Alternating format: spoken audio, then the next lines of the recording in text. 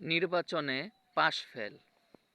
নির্বাচনে pass fail একটা গুরুত্বপূর্ণ বিষয়, কিন্তু নির্বাচনে পাশ ফেলেই রাজনীতিতে শেষ কথা না।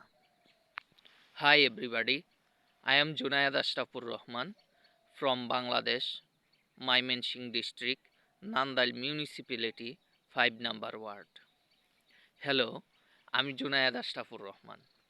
আমার বাড়ি বাংলাদেশের ময়মনসিংহ জেলার নান্দাইল পৌরসভার 5 নাম্বার ওয়ার্ডে। আজ 7ই জানুয়ারি 2024, বাংলাদেশের দ্বাদশ নির্বাচনের দিন আজকে। বাংলাদেশের প্রত্যেকটা আসনেই একাধিক ব্যক্তি নির্বাচন করছেন। কেউ আবার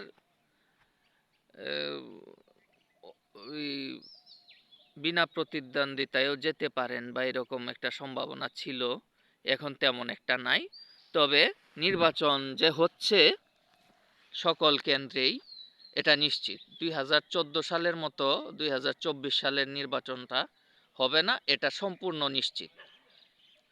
2014 চেয়ে 2024 সালের নির্বাচনটা ভিন্ন রকম হবে, কারণ বিনা ভোটে এমপি হওয়ার যে একটা গুজব ছিল সেটা এখন আর হচ্ছে না। এখন ভোটের মাধ্যমেই নির্বাচিত হতে হবে। ভোট কেন্দ্রে সকলেই যাইবেন, কেউ আর ভোট কেন্দ্রে না গিয়ে বা ভোটবিহীনভাবে একেবারে হয়ে যাবেন এরকম কিছু না, 2014 মতো। কেননা এবার স্বতন্ত্র প্রার্থীদেরকে সুযোগ দেওয়া হয়েছে সকল দল থেকেই, এমনকি সরকারি দল থেকেও স্বতন্ত্র নির্বাচন করার একটা সুযোগ এসেছে। যে কারণে দেখা যাচ্ছে আওয়ামী লীগের যারা এমপি ছিলেন বিগত কয়েক সেশনে, এবার মনোনয়ন না পেয়ে তিনিরাও স্বতন্ত্র নির্বাচন করছেন, এবং যিনিরা আগে নির্বাচন করেননি আওয়ামী লীগ এবং আওয়ামী লীগের অঙ্গ সংগঠনের ব্যক্তিরা, তিনিরাও স্বতন্ত্র নির্বাচন করছেন। তাই 2024 সালের 7ই জানুয়ারির নির্বাচনটা 2024 সালের 7ই জানুয়ারি নির্বাচনটা 2014 সালের 5ই জানুয়ারি নির্বাচনের মতো হচ্ছে না। এখন ব্যাপার হচ্ছে স্বতন্ত্র নির্বাচনের সুযোগ তো দেওয়া হলো সরকারের শীর্ষ ব্যক্তিদের পক্ষ থেকেই, আমরা তো জনসাধারণ। এখন নির্বাচনের সুযোগ দেয়া হয়েছে, কিন্তু সকলেই তো আর নির্বাচিত হবেন না। নির্বাচিত হবেন তো একজনই। নির্বাচনের সুযোগ দেয়া হয়েছে, কিন্তু সকলকেই তো আর সংসদ সদস্য হওয়ার সুযোগ দেওয়ার উপায় নাই, এটা তো সম্ভব না। একটা আসন থেকে একজনই এমপি হবেন, 2-3 জনকে তো আর এমপি দেওয়া সম্ভব না। তো এখন কি করা? আজকে যে নির্বাচন হচ্ছে, এই নির্বাচনে একজন করে সংসদ সদস্য হবেন। তো বাকিরা যদি ফেল করেন তাহলে তিনিদের কি করা? আমার আজকের আলোচ্য বিষয় হচ্ছে সেটাই। যদি নির্বাচনে আপনি পাশ করতে না পারেন, তাহলে যে কাজটা আপনি প্রথমেই করবেন সেটা হচ্ছে আপনি আপনার এলাকা ত্যাগ করতে পারবেন না। কোনো সময়ই আপনি আপনার এলাকা ত্যাগ করতে পারবেন না। এমনকি আপনাকে যদি হুমকিও দেওয়া হয় যে গুলি করে মেরে ফেলা হবে, এরপরও আপনি আপনার এলাকা ত্যাগ করবেন না। আপনার এলাকাতে আপনি থাকবেন এট ফার্স্ট, এর কোনো বিকল্প নাই। আজকের দিনে নির্বাচনে হেরে যদি আপনি আপনার এলাকা ছেড়ে চলে যান, আপনার ভবিষ্যতের রাজনীতির কেরিয়ার শেষ। আপনার আর ভবিষ্যতের কোনো রাজনৈতিক কেরিয়ার থাকবে না। অতএব আজকের দিনে আপনি যে কোনো দলের হন, স্বতন্ত্র হন, যাই হন, নির্বাচনে ফেল করবেন, আপনি আপনার এলাকাতে থাকবেন, এলাকা ত্যাগ করতে পারবেন না। এমনকি যদি হুমকিও দেওয়া হয় যে গুলি করে মেরে ফেলা হবে, তারপরেও না। যদি মরতেই যদি হয় আপনার এলাকায় আপনি মরবেন, অন্য এলাকায় গিয়ে মরবেন না। যদি কেউ আপনাকে মেরে ফেলার হুমকিও দেয়, আপনার এলাকায় আপনি মরবেন, আপনার এলাকা ত্যাগ করে অন্য এলাকায় গিয়ে মরবেন না। হ্যাঁ, হায়াত মতের মালিক আল্লাহ। মানুষ কোথায় মৃত্যুবরণ করে সেটাও জানেন একমাত্র আল্লাহ। সৃষ্টিকর্তা সকল কিছুই জানেন, কিন্তু আমরা তো জানি না। আমরা যতটুকু জানি ততটুকু আমরা বলি। তেমনি আল্লাহ পাক জানেন কার কোথায় মৃত্যু হবে, সেটা একমাত্র আল্লাহই জানেন। কিন্তু আমি যেটা বলছি সেটা হচ্ছে আমার জ্ঞান বুদ্ধিতে। আমার জ্ঞান বুদ্ধিতে আমি বলছি যে আপনি নির্বাচনে ফেল করলেও আপনি আজকে আপনার এলাকা ত্যাগ করতে পারবেন না। অন্তত ৩ দিন আপনার এলাকায় আপনি থাকবেন। অন্তত ৩ দিন আপনি আপনার এলাকায় থাকবেন। যদি এই ৩ দিনে কেউ আপনাকে মেরে ফেলুক, সমস্যা নাই। তখন রাজনীতিতে আপনার যে সন্তান আছে, আপনার উত্তরসূরিরা আছে, তাদের জন্য একটা প্লাস পয়েন্ট হবে। ওরা বলতে পারবে যে আমার বাবা রাজনীতিতে ফেল করে এলাকা ত্যাগ করেন নাই, আমার বাবাকে মেরে ফেলা হয়েছে। তখন মানুষের একটা সিম্পেথি আসবে।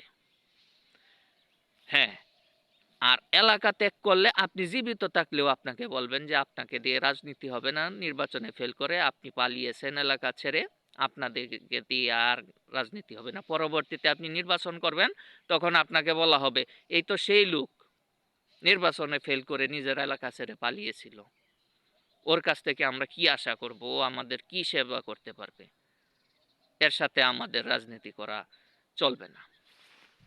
অতএব নির্বাচনে ফেল করুন, সমস্যা নাই। নির্বাচনে ফেল করলে তো আপনি তো পানিতে পড়ে যাবেন না।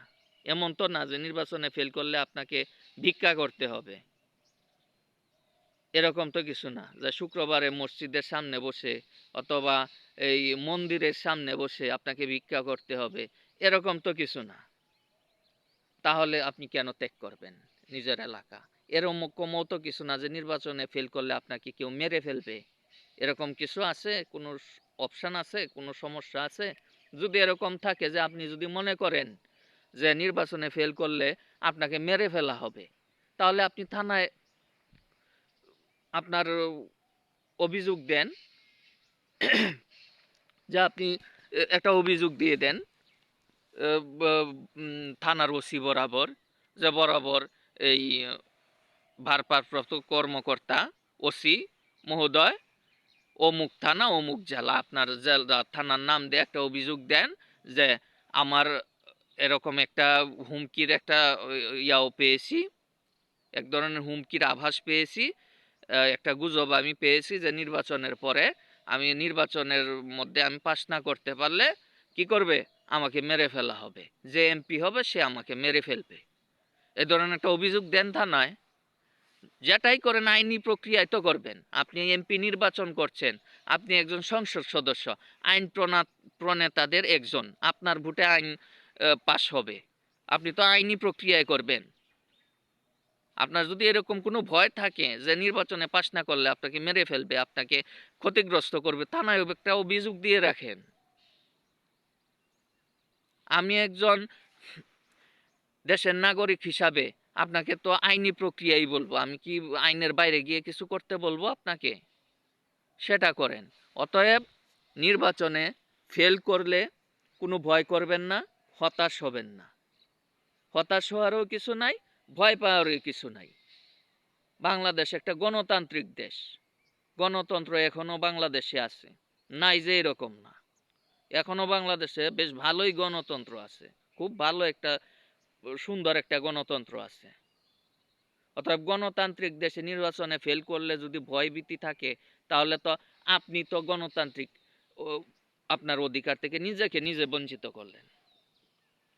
অতএব আজকে 7ই জানুয়ারি 2024 নির্বাচনে পাশ করলে তো বেশ ভালোই, আপনি সংসদ সদস্য হলেন, একজন আইন প্রণেতাদের একজন হলেন, জনপ্রতিনিধি হলেন, বেশ ভালো। ফেল করলেও খারাপ না, কারণ আপনি পরবর্তী নির্বাচনের জন্য প্রস্তুত হবেন, নিজের এলাকায় থাকবেন, নিজের এলাকার সাথে গণসংযোগ রাখবেন, যোগাযোগ রাখবেন, যাতে পরবর্তীতে নির্বাচনে আপনি আবার একটা ভালো একটা অবস্থানে যেতে পারেন।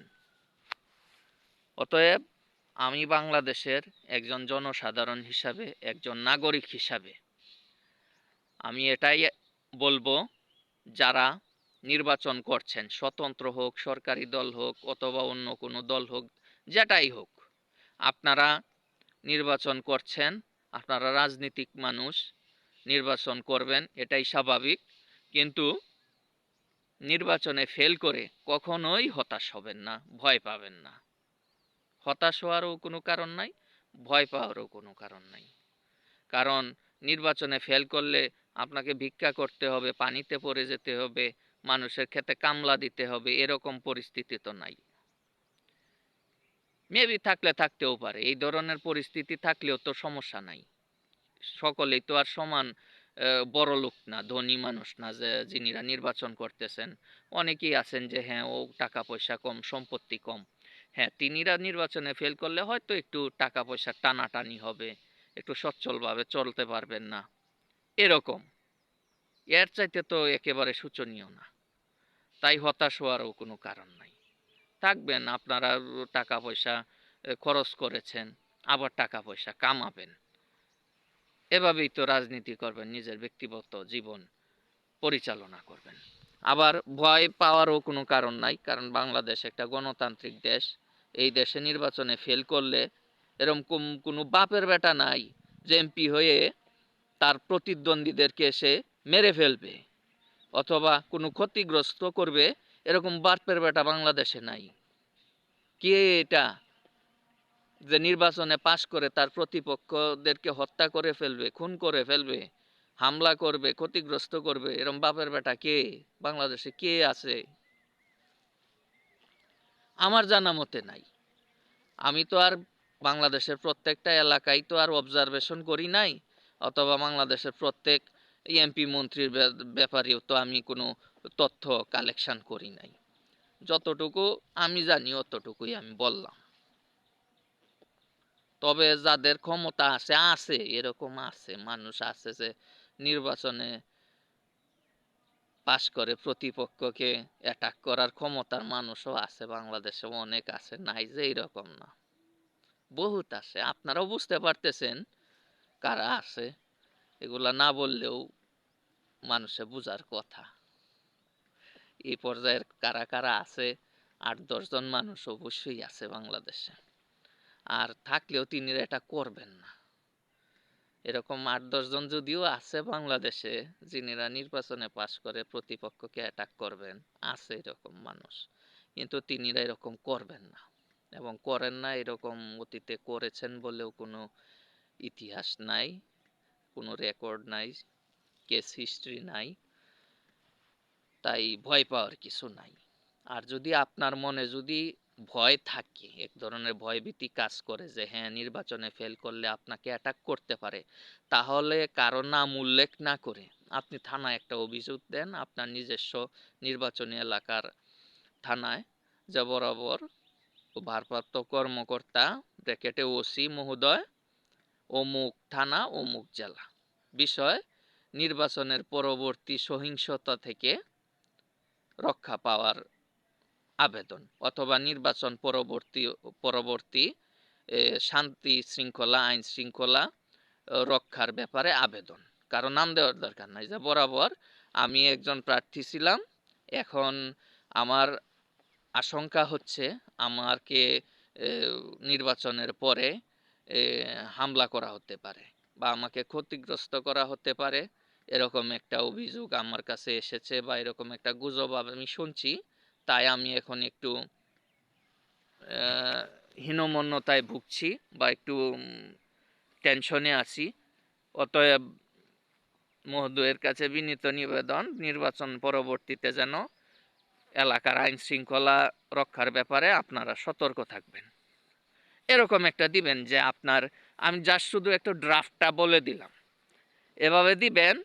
তারপরেও যদি এরকম কিছু হয়, বাংলাদেশ তো গণতান্ত্রিক দেশ, এখন ফেসবুক আছে, ইউটিউব আছে, সরাসরি আপনি লাইভ দিবেন কারা আপনাকে হামলা করলো, কারা আপনাকে থ্রেট দিল বা এরকম কিছু সরাসরি লাইভ ব্রডকাস্ট করবেন, দেশ বিদেশের মানুষ দেখবে। তখন যে পাস করছে, যে সংসদ সদস্য হচ্ছে, তখন রিয়েকশনটা ওর উপর দিয়েই চলবে। অতএব ভয় পাওয়ার কিছু কারণ নাই, নির্বাচন করেন, পাশ করেন, যদি পাশ করেন জনগণের পক্ষে কথা বলবেন সংসদে, জনগণের সেবা করবেন, জনগণের জন্য যে বাজেট আছে সেগুলো দিয়ে জনগণের জন্য রাস্তাঘাট করবেন, পরবর্তীতে মন্ত্রী হওয়ার জন্য চেষ্টা করবেন। কারণ আমরা বাংলাদেশের মানুষ তো, যে লোকটা মনোনয়ন পাওয়ার আশায় ছিল না, যে লোকটা এলাকার মেম্বার হওয়ার মতো ভোট নাই, জনপ্রিয়তা নাই, সেই লোকটা যদি মনোনয়ন হঠাৎ করে পেয়ে যায় তখন সেই লোকটাও স্বপ্ন দেখে মন্ত্রী হওয়ার। আর নির্বাচনে পাশ করলে তো মন্ত্রী হওয়ার স্বপ্ন তো সকলেই দেখতে পারে, স্বপ্ন দেখতে তো সমস্যা নাই, স্বপ্ন দেখবেন, অসুবিধা কি? এমপি হয়েছেন, মন্ত্রী হওয়ার স্বপ্ন দেখতে তো কেউ আর নিষেধ করেন নাই, আর স্বপ্ন দেখতে তো ট্যাক্সও লাগে না। বাংলাদেশের কোনো আইনেও তো এটা বলা নাই যে মন্ত্রী হওয়ার স্বপ্ন দেখলে দণ্ডবিধিরত দ্বারা এই শাস্তি হবে, এই ধরনেরও তো কিছু নাই। তাইলে সমস্যা কি? পাস করে এমপি হবেন, মন্ত্রী হওয়ার স্বপ্ন দেখবেন, এই তো। আর ফেল করলে সমস্যা নাই, কি করবেন তো আমি বলেই দিলাম। আমি বলে দিলাম মানে জাস্ট একজন নাগরিক হিসাবে আমার মতামতটা দিলাম, সেটা ফলো করা না করা আপনার ব্যাপার। তো আজকে নির্বাচনের ভোট, যিনিরা ভোট দিতে পারবেন, অর্থাৎ যিনিরা নিজের এলাকায় আসতে পেরেছেন, তিনিরা ভোট দিবেন। আর যিনিরা চাকরি সূত্রে, কর্মসূত্রে নিজের এলাকায় যেতে পারেননি, তিনিদের জন্য বলেছিলাম আগের একটা ভিডিওর জন্য, এই ধরনের যিনিরা যখন তখন চাইলেই বাড়িতে যাইতে পারেন না, ভোট দিতে পারেন না, তিনিদের জন্য অনলাইনে একটা ভোট দেওয়ার ব্যবস্থা করার জন্য। মনে হয় এই ধরনের ব্যবস্থা মনে হয় নাই, হইলে তো ইউটিউব ফেসবুকে সেটা দেখানোই হতো। তবে আগামী নির্বাচনে যদি এরকম একটা ব্যবস্থা থাকে যে যিনিরা প্রবাসে থাকেন, চাকরি সূত্রে নিজের এলাকা থেকে বাইরে থাকেন, তিনিরাও অনলাইনের মাধ্যমে ভোট দিতে পারবেন, তাহলে দেখা যাবে যে যারা বিদেশে প্রবাসী আছেন তিনিরাও ভোট দিতে পারবেন। যিনিরা নিজের এলাকায় নাই, চাকরি সূত্রে অন্য এলাকায় থাকেন, তিনিরাও অনলাইনে দিতে পারবেন। আচ্ছা, এবার তো আর হলো না, তো সামনে উপজেলা নির্বাচন, পৌরসভা নির্বাচন, সেই নির্বাচনগুলিতে অনলাইনে ভোট দেওয়ার ব্যবস্থা করা যায় না? যায় তো, অবশ্যই একটা সফটওয়্যার তৈরি হবে, সেই সফটওয়্যারে একটা এনআইডি দিয়ে একটাই লগ ইন হবে, এবং সেই একটা অ্যাকাউন্ট দিয়ে একটা মাত্রই ভোট প্রদান করা সম্ভব হবে। এরকম একটা সফটওয়্যার তো তৈরি করা যায়, এটা তো তেমন ব্যয়বহুলও না। তাইলে এরকম যদি একটা ব্যবস্থা এই সংসদ নির্বাচনে, দ্বাদশ সংসদ নির্বাচনে এই ব্যবস্থাটা করা গেল না, তো সামনে যে উপজেলা নির্বাচন আছে, পৌরসভা নির্বাচন আছে, সেগুলোতেও তো করা যায়। এরকমটা করা হলে ভালো হতো। ভালো হতো বলতে যারা চাকরি সূত্রে এই এলাকায় যেতে পারতেছেন না, বা বিদেশে আছেন অথচ বাংলাদেশে ভোট আছে, এই ধরনের মানুষের জন্য একটা উপকার হতো। আচ্ছা, পরবর্তীতে সামনের উপজেলা নির্বাচন, পৌরসভা নির্বাচনের জন্য একটা ব্যবস্থা করবেন। বিশেষ করে নির্বাচন কমিশনের প্রতি আমার এটাই নিবেদন। নির্বাচন কমিশন এবং নির্বাচন কমিশন সংশ্লিষ্ট সকলের প্রতি আমার এটাই একটা নিবেদন যে আপনারা এরকম একটা ভোটের ব্যবস্থা করে দেন। উপজেলা, পৌরসভা, জাতীয় সংসদ নির্বাচনে যেন অনলাইনে ভোট দেওয়া যায়। সকলকে ধন্যবাদ।